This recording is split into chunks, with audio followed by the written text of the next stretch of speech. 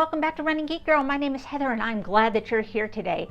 First of all, thank you so much for all of your kind words, for your thoughts, your good mojo. You're really keeping me going while I am having to kind of take a little bit of a break right now. But as you can see, I've recorded a lot of videos and they're still going to be coming out on the channel. So don't worry, you're still going to have plenty to see as the month goes on. I just thought I would use this opportunity to go ahead and give you an update on how things are going as far as treating skin cancer and where I'm going from here. I would like to say that if you're not really interested in hearing some of the gory details of the surgeries and things like that, then you may want to go ahead and skip out of this video, in which case that's fine and I will catch you in the next video. No love lost, and I'm happy that you were here. However, if you choose to stay around, here are the gory details. Now, I went in early on Tuesday morning so that they could do the initial Mohs surgery. Mohs is a process in which they cut out a circle of skin. First, you can see that they have marked the border of where they believe the cancer to be so that they have a starting point of where they need to start taking some of the cancer out. So they made that first incision, they took some out. They were trying very hard to stay as far up as they could so that they would not have to rebuild the nostril of the nose. They were also trying to avoid having to take any cartilage if it was not initially affected by the cancer.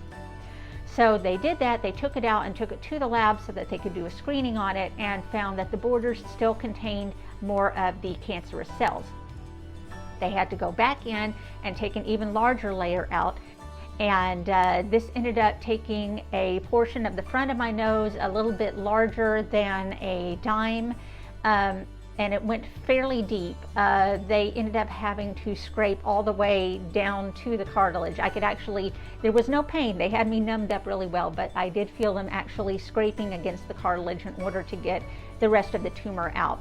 They said apparently what had happened is this had been growing for some time, and they said that probably nobody had caught it because the color blended in with my skin and it was so far below the surface that it's not something that I would have noticed. So after those first two passes, they tested the section that they got out of my nose again and found that the borders were clear, that they believed that they had gotten all of the cancer out. And it was at that point that they bandaged me up and sent me to the outpatient center to have surgery. I met with the plastic surgeon and he talked about a couple of different techniques that he had been considering and which one he felt he was going to go with. There was no big surprise. I had done quite a bit of research going into it just because, you know, it's my face. I needed to know what was going to be happening potentially. I looked up a lot of surgeries for nasal reconstruction after a Mohs procedure.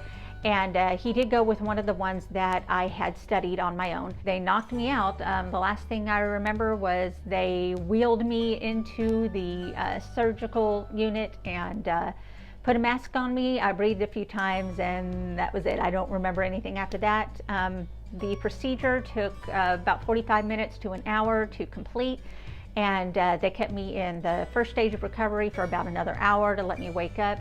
I was still a little bit groggy when they moved me to stage 2 of recovery. That's when they allowed my husband to come in and join me and put me in a more seated position and gave me some instructions. So here is what it looked like once I got home that night. Everything was rather swollen, everything was very sore. I was extremely sore for a couple of days.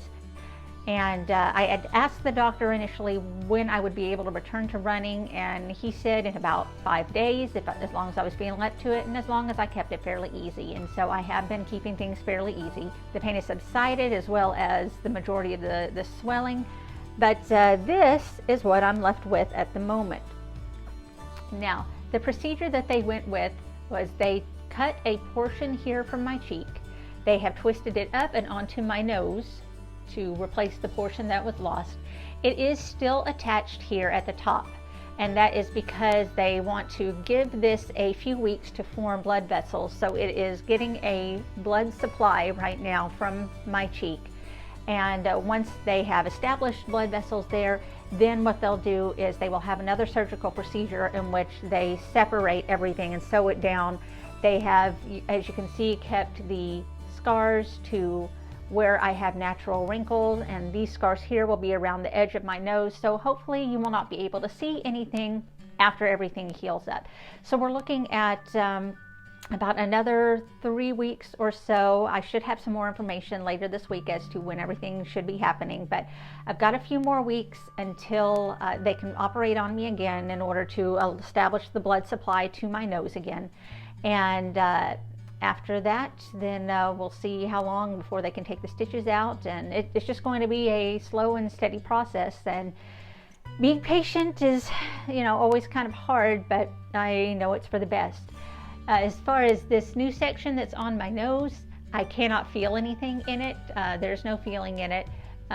Right now it's more annoying than anything else. This right here is a gauze that is wrapped around the portion that is still open and attached to the top of my cheek, and that is in order to trap moisture into it to keep it from healing over or congealing or anything like that, because we still want this to be live tissue when they go in and separate it and then stitch everything closed and stitch everything down.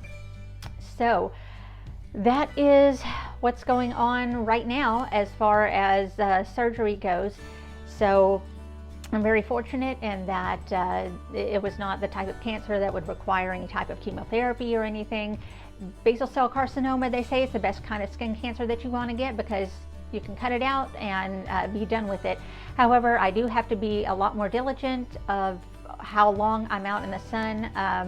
I will have to wear, he said, most likely long sleeves in the summer. I'll have to wear calf sleeves to protect my legs. I'm going to have to wear a hat at all times if I'm out in the sun, because now we know that I am susceptible to getting skin cancer. So, lesson learned. And again, things would have been really, really bad if I had not been the type of person to seek out shade and to wear sunscreen.